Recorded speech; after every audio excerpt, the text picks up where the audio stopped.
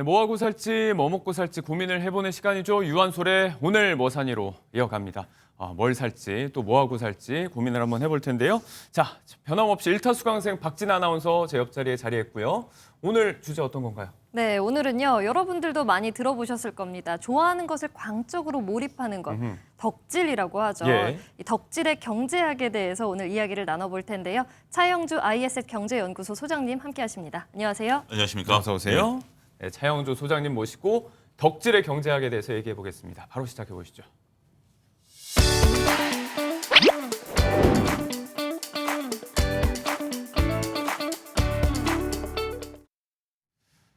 자, 여러분들은 요즘 어떤 것에 미쳐 계신가요? 마니아들이 좀 심취해서 어떤 활동을 벌이는 것을 두고 이제 덕질한다라고 이야기를 많이 하는데 소장님께서는 요새 덕질하고 계신 거 있으실까요? 책을 너무 많이 사는 것 같아요. 책을 많이 보세요. 네, 뭐 일주일에 한 두세 권씩 경제에 관련된 책을 보면, 그러니까 이게 책을 많이 산다라는 게 웬 덕질이냐라고 하면 예. 관심이 많이 가고요. 보면 사고 싶어요. 그러다 보니까 이게 아무래도 덕질이 아니겠나라고 네. 싶어요. 덕질이란 뜻을 일단 좀 보면 네네. 우리가 어느 분야에 대해서 관심을 갖고 그것을 계속해서 모으는 행위를 덕질이라고 그러거든요. 네. 이 방송을 시청하시는 분들 중에 이제 연세 드신 분들 보면 뭐 자제분이라든지 조카분들이 네. 뭐 다양한 덕질을 하는 것에 대해서 못마땅하시는 분들을 분명 그러실 수 계시긴 할 있죠. 텐데 이게 보통 평범한 소비와는 좀 다른 그리고 평범한 행동과는 좀 다른 예. 그런 행동들을 우리가 덕질이라고 표현하는 게 아니겠나 싶습니다. 말씀대로 이제 덕질이라는 게 뭔가를 속으로 좋아하는 걸 떠나고 뭔가를 사야 되니까 그렇죠, 예. 소비 행태가 일어나잖아요. 예. 책도 사신다고 했고. 네. 그렇다면 이제 마니아층이 쌓인다는 건 그 분야의 이제 경제적인 파급 효과가 축적이 된다는 거니까 네. 대표적인 분야가 이제 K-팝 이런 거잖아요. 그렇습니다. 뭐 K-팝 같은 경우 이제 우리가 뭐 노래를 좋아하고 노래를 좋아하다 보면 한 가수를 좋아하게 되고 가수를 좋아하게 되면 요즘은 이제 굿즈라 그래서 앨범을 산다라든지 예. 아니면 다양한 어떤 제품들을 이제 사는 것들을 우리가 이제 덕질이라고 하는 거죠. 근데 네. 이게 덕질의 경제학이라는 이제 지금 단어가 신조어가 이제 만들어지고 있는데 관련해서 지금 이제 많은 단어들이 만들어지고 있습니다만 관련 산업이 또 이제 팽창을 하는 겁니다. 네. 네. 지금 이제 화면을 보시고 계시면 뭔가 이렇게 불이 들어오는 걸 막 흔들고 있죠. 네네. 저게 이제 응원봉이다라는 건데 저걸 또 만들어 파시는 분들 입장에서 보면 저게 하나의 경제적 활동이 된다라고 좀 말씀드릴 수 있겠죠. 네. 그래서 소비 구조가 움직이는데 자 그러면 K-팝의 대표 주자는 누굴까요? BTS를 우리가 단연 뭐, 떠올리죠. 네. 떠올릴 수밖에 없겠죠. BTS가 움직이면 중견기업이 움직인다라는 얘기가 몇 년 전부터 우리들 이제 귀에 있었던 상황이죠. 군대 가기 전부터 예. 그런 상황인데 BTS가 유발한 생산 유발 효과를 보면 군대 가기 전인 2018년 보고서를 보게 되면 현대경제연구원, 네. 현대경제연구원 같은 큰 기관에서 BTS를 연구할 정도니 네, 네. 상당히 의미가 있다라고 말씀드릴 수 있겠는데 연간 약 5조 6천억 정도의 경제적 효과를 나타내고 있다라는 건데 이게 그러면 어느 정도야?라고 하면 GDP의 0.3%입니다. BTS 혼자 네. 이렇게 나타내고 있다라는 굉장히 큰 거다라고 말씀드릴 수 있겠고 또 이제 문화관광부라든지 문화체육관광부라든지 예. 한국관광부에서 이제 좀 조사를 한 거 보면 BTS 한 번 공연할 때마다 1조 2천억 정도의 경제 효과가 나타난다는 거죠. 이거는 단순하게 많은 분들이 티켓팅을 하는 것뿐만이 아니라 앞서 언급드렸던 굿즈를 산다라든지 네. 저도 제 조카를 보면 콘서트 갔다 오면 꼭 굿즈를 사더라고요. 예. 저희들도 우리 야구장 가면 뭔가 이렇게 뭐라도 남겨와야죠. 뭐라도 하나 네. 이제 남겨야 되는 뭐 그런 것들이 있는 것처럼 충분히 이런 것들이 경제적 효과가 좀 많이 있는 거고 이런 것들이 이런 그 회사들 그러니까 이제 BTS가 소속된 회사들이라는 예. 이런 쪽에 재무제표에도 반영이 될 정도로 영향이 크다 이렇게 말씀드릴 수 있겠습니다. 다 이제 군 복무까지 다 맞춰가지고 완전체 복귀를 또 네. 앞두고 있는데 기대가 더 커지겠습니다. 네, 제 친구 같은 경우에는 좋아하는 아이돌 엔터사의 주식을 산다든지 아니면 음악 수익증권 플랫폼에서 노래에 직접 투자를 하기도 네. 하더라고요. 이런 거 있더라고요. 요즘은 또 그렇게 SOT라고 그래서 네. 이제 분할해서 이런 걸 살 수 있는 부분들이 있어요. 그러니까 이제 뭐 우리가 엔터테인먼트 회사들이라면 이제 상장사들이 있기 때문에 그런 것들의 주식을 사는 것은 뭐 쉽게 누구든지 살 수 있는 부분들이죠. 근데 음원을 사는 경우가 있어요. 네네. 근데 음원 자체가 이제 비싸니까 네. 음원을 이제 쪼개서 우리가 STO를 통해서 이제 살 수 있는 부분들이기 때문에 우리가 음원이 10개로 쪼개져 있으면 하나를 사게 되면 아무래도 이 음악을 내가 소유하고 있다라는 느낌이 들면 어떤 느낌이 들까요? 뿌듯하겠죠. 전 조용필 씨도 그런 거 안 하나 모르겠어요. 있으면 저도 정말 좋아하는 노래 음원 예. 하나 좀 갖고 싶은 부분들이 있는데 팬심이 또 있으시네요. 예, 아무래도 좀 그런 부분들이 있기 때문에 이런 부분들로서 어떻게 보면 덕질의 끝판왕은 말씀하신 것처럼 주식을 사는 거다. 네. SOT를 사는 거다.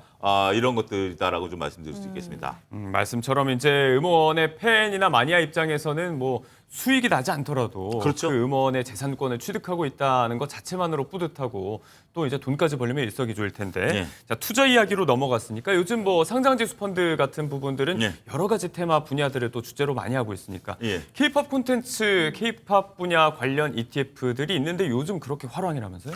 예, 그렇습니다. 우리가 이제 앞서 언급드렸다시피 이제 특정 가수를 좋아하는 경우도 있고 그러면 특정 주식 회사를 사는 거죠. 뭐 YG 엔터라든지 예. SM이라든지 JYP 엔터라든지 이런 것들을 살 수 있긴 하겠습니다만 난 다 좋아. 다 좋으면 진 아나운서가 웃는 거 보니까 네. 보이 그룹들 많이 좋아하시는 것 같아요. 예. 그러다 보니까 특정을 사기에는 내가 한정된 자원을 가지고 있고 예. 한정된 돈을 가지고 이걸 투자한다라는 것이 쉽지 않구나라고 보면 ETF를 사시는 분들도 오. 있다라는 거죠. ETF라는 것이 이러한 제가 말씀드렸던 몇몇 주식들 ETF마다 조금씩 다르긴 합니다만 네. 그러한 주식들을 모아놓은 걸 이제 모음을 ETF라고 하니까 그런 부분들이다라고 좀 말씀드릴 수 있겠죠. 네. 우리가 국내 상위 엔터사 4개를 투자하는 한국투자신탁운용에서 나온 에이스 K-팝 포커스라는 ETF가 있습니다. 예. 최근 3개월간 무려 25%가 올랐습니다. 석달 동안. 예, 그러니까 우리가 일반 주식을 투자하시는 분들 입장에서 보면 야 25%?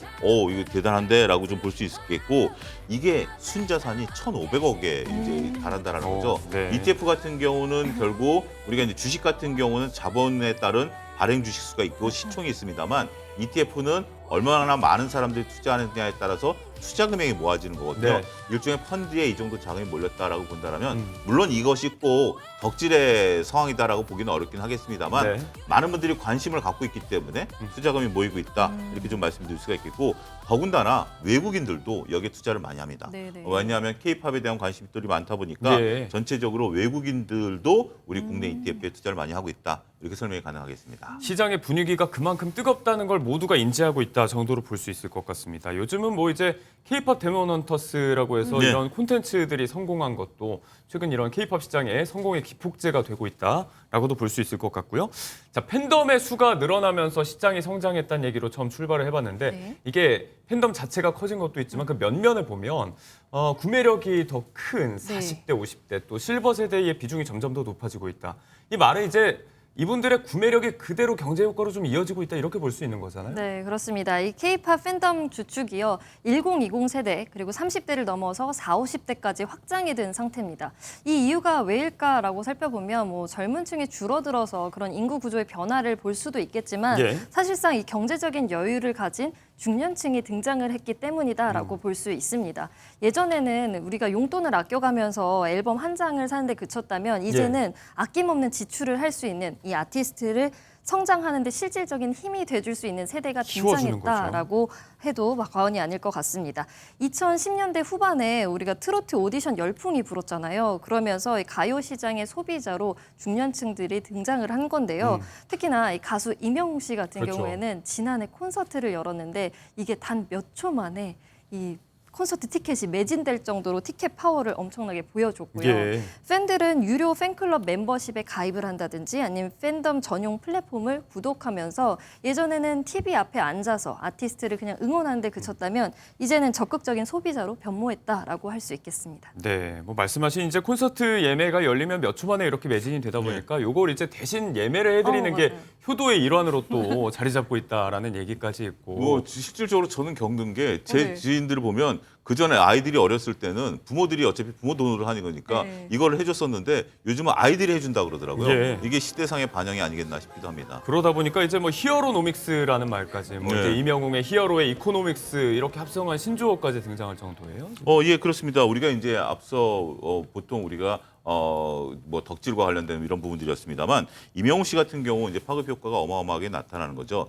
근데 이명웅 씨를 좋아하는 세대가 이제 4050까지 이제 가고 예. 그 윗세대들도 있긴 하겠습니다만 저도 제가 좋아하는 가수 굿즈를 최근에 산 적이 오, 있습니다. 네네. 어떤 LP판을 산 적이 있습니다. 우와. 요즘은 4050 세대를 위해서 CD가 아니라 LP판으로 다시 복각 음반이 맞아요. 나오거든요. 네. 그 상당히 좀 비쌉니다. CD보다 비쌈에도 불구하고 LP판 하나 소장하는 게 전 너무 기뻐요. 싶었어요. 그래서 그걸 했다라고 좀 말씀드릴 수 있겠고 예. 임영웅 씨 같은 경우 이제 히어로 우리가 영웅 임영웅 씨 아니겠습니까? 여기에 이제 그 경제가 붙은 이코노믹스가 붙은 히어로노믹스다라고 좀 말씀드릴 수 있겠죠. 네. 2020년 우리가 상당히 코로나로 어려웠었던 그 시기에 쌍용 자동차가 어려웠을 때 임영웅 씨를 모델로 썼습니다. 맞아요. 그러면서 쌍용 자동차가 재기의 발판을 마련했었고 지금 이제 다른 회사로 넘어가긴 했습니다만 예. 그 발판은 어떻게 보면 임영웅 씨가 만들어줬다라고 봐도 과언이 아니다라고 좀 말씀드릴 수 있겠죠.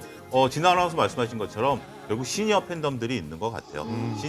시니어들 같은 경우는 원하면 예. 어차피 자주 하는 건 아니기 때문에 1년에 한두 번 정도의 지갑을 열 수 있는 경제력은 있다 이렇게 말씀드릴 수가 있겠죠. 네, 단순히 또 좋아하는 연예인들한테 돈만 쓰는 게 아니고 이 연예인의 이름으로 기부를 한다든지 실제로 임영웅 씨 팬클럽은 지난 4월에 전국에 산불이 났을 때 피해 현장에 또 6억여 원을 또 기부했다고 알려지고 있는데 이런 시니어 팬덤의 파워에 대해서도 이야기를 해봤습니다.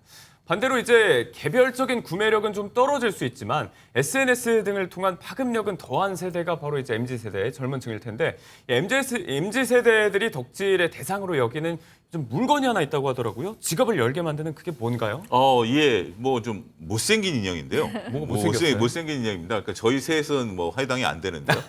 못생긴데 지금 화면에 나오고 있는 게 저게 라부부 인형이다라는 겁니다. 예. 예, 이제 저게 어떻게 보면 그 라부부 인형 같은 경우 지금 한정판으로 저게 파는 거거든요. 예. 그러니까 원한다고 해서 누구든지 살 수 있는 건 아닙니다. 원래 우리가 좀 인기를 끄는 것들은 누구든지 살 수 있으면 소위 명품이라는 표현이 조금 불편할 수도 있긴 하겠습니다만 예. 명품도 누구나 가질 수 있는 것은 아니기 때문에 그런 거 아니겠습니까? 그렇죠. 어떻게 보면 좀 귀엽고 어떻게 보면 조금 익살스럽고 어떻게 보면 약간의 이제 괴기하게 생긴 이 인형인데 예. 이 인형에 2030 세대들이 지갑을 열기 시작했다라는 네. 겁니다. 네. 그래서 저것을 샀을 경우에 SNS에 이제 올린다라고 할 수 있는데 이제 이 부분에 대해서는 우리가 블랙핑크의 리사라든지 네. 로제 가수 이영지 씨가 저것을 저렇게 가방에다가 들고 다니는 오. 것을 이제 SNS에 올린 이후에 인기가 더욱더 가중되고 있다. 이렇게 설명을 드릴 수가 있겠습니다. 그렇군요. 저는 뭐 잘 몰랐는데 소장님은 정확히 알고 계시네요. 예, 저는 실제로 한번 좀 봤어요. 아, 제가 그래요? 온 건 아니고, 제가 이제 사회생활 하면서 어떤 분이 저거를 달고 다녀서, 아, 그래요? 야, 저게, 전 참 보면서 그런 생각을 했어요. 이게 귀여워서 달고 다니는 거야? 이상해서 달고 다니는 거야? 네. 그랬던 기억이 좀 납니다. 그냥 딱히 그냥 객관적으로 예쁘다고 보기 힘든 그렇지만 좀 정감이 가는 인형인데 이 난린가 봐요. 요즘 이거 구하기 위해서 네. 워낙에 구하기가 힘들다 보니까 새벽부터 매장 앞에서는 줄 서는 이 오픈런 현상도 있고 네. 뭐 못 구하면 이제 웃돈도 꽤 주고 사는 현상도 속출하고 있다면서요? 네, 그렇습니다. 초기 판매가가 2만 원대였는데 이게 리셀, 되팔기 가격이 100만 원에 육박할 정도인데요. 네. 그리고 중고로 산다고 하더라도 이 판매가의 5배, 많게는 50배까지 치솟았습니다. 아. 이게 이제는 뭐 부르는 게 값이다라고 해도 과언이 아닐 정도인데 이 네. 라부부의 인기가 너무나다 보니까 중국에서는 이 라부부 인형을 구매하기 위해서 주먹 다짐도 벌어지기도 아이고. 하고요. 국내 우리나라 같은 경우에는 한 달여 전부터 오프라인 매장이 중단이 됐습니다. 온라인에서만 살 수 있는데요. 온라인에서 추첨을 통해서 응모권을 얻어야만 구매를 할 수 있다고 합니다. 네. 또 최근에는 너무 인기가 많아지다 보니까 모조품까지 등장을 했는데 유명 연예인들도 이 모조 제품을 잘못 사서 그렇군요. 판 피해를 보는 경우도 있었다고 합니다. 네, 그만큼 뭐 구하기도 어렵고 웃돈 주고 사자니까 비싸고 가짜도 성행을 하고 있는 상황인데 지금 이런 게 있는 걸 오늘 처음 하신 분들께서는 이거 왜 이렇게 인기고 난린가 싶으실 거예요. 이 인기의 비결을 어디서 찾아야 될까요? 일단 인기의 비결은 우리가 한정판이다라는 거고, 그다음에 이제 내가 원하는 걸 살 수 있는 게 아니라 블라인드 박스에 넣어서 판매가 됩니다. 네. 그래서 내가 원하는 모델을 살 수도 없고 말씀하신 것처럼 추첨을 통해 살 수 있기 때문에 뭔가 요즘 MZ 세대들은 이런 희소성 그리고 내가 여기서 이것을 당첨이 됐다라는 부분들 이런 부분들에 있어서 쾌감을 좀 느낀다 그럴까요? 아니면 기쁨을 느낀다 그럴까요? 네. 그런 부분들이 있고 또 서로 내가 이것을 보유를 하는 상태에서 별로 마음에 안 들면 또 리셀까지 가능하기 네네. 때문에 인기를 얻고 있는 게 아니겠나 싶습니다. 하나의 뭐 재테크 수단으로 보는 시각까지 생겨나고 있는 것 같은데 어떤 사회적 함의까지 들여다볼 수 있는 덕질의 경제학 차영조 소장님과 함께 이야기 나눠봤습니다. 고맙습니다. 감사합니다.